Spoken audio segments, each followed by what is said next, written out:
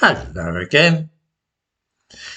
One of the advantages of age is that one often gains a sense of perspective and starts to see recurring patterns which younger folk might not spot. So it is with things like net zero, the plan to avert apocalyptic global warming by making people in this country do without things like gas boilers and motor cars.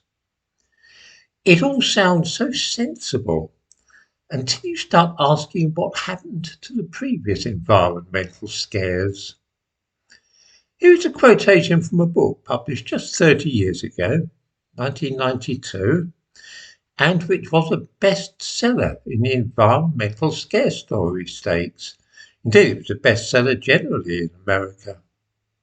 Here is a prominent American politician addressing the young people of his nation. Danger is shining through the sky.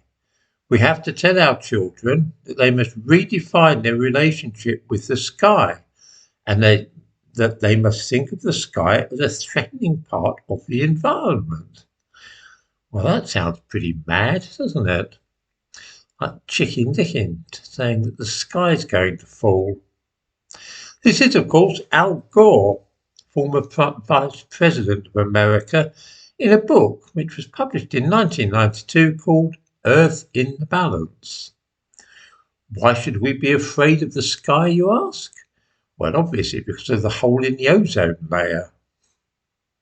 You don't hear much about that these days, but in the late 1980s it was seen as a dreadful menace which would cause us all to go blind as we developed cataracts caused by the glaring ultraviolet light beating down upon us.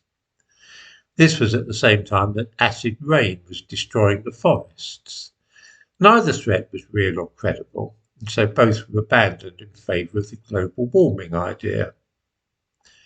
Of course, before the ozone layer, there had been the fear of running out of oil and gas, a situation which was claimed in the 1970s to be imminent, and then a few years before that we had overpopulation, and it was proved scientifically that there would not be room for everybody on Earth soon. All these fears proved groundless, of course, and we can afford to laugh at them today, but people took them every bit as seriously at the time as they do global warming today. Global warming or climate change is better though in many ways because we can actually do something about it, or so it is claimed. Instead of just wringing our hands about the looming population explosion or exhaustion of supplies of fossil fuels, climate change gives us the opportunity to take concrete action in the form of net zero. Even local authorities can commit themselves to this goal and take actions which will make our lives awkward and uncomfortable by claiming that they are decarbonising or aiming to be carbon free or achieve net zero or something of the kind. The idea that a single local authority area in Britain could have any possible effect upon the amount of carbon dioxide in the Earth's atmosphere is an amusing one, and it puts me rather in mind of those nuclear-free councils in the 1980s. I wonder how many viewers remember them. Typically, a left-wing council would declare that they were in favour of unilateral nuclear disarmament and that they would not become involved in any nuclear war. They refused to make any preparation for civil defence and claimed that they would not allow nuclear weapons in their area. This somehow, because their minds were a bit muddled anyway, became mixed up with the question of nuclear energy, and so that too must be boycotted and opposed. This led to such boroughs declaring themselves nuclear-free zones.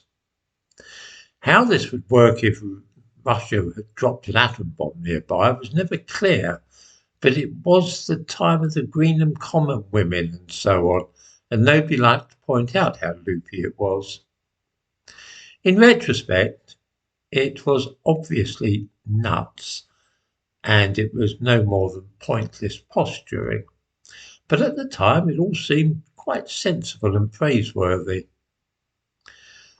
The present-day local authorities who announce that they are to be net zero are following in the footsteps of the nuclear-free zones, and I'm guessing that in 40 years' time we will all be laughing about their foolish antics. For now, though, it is pretty irritating, but we must just hang on and wait for this particular craze to die down, just as CND did.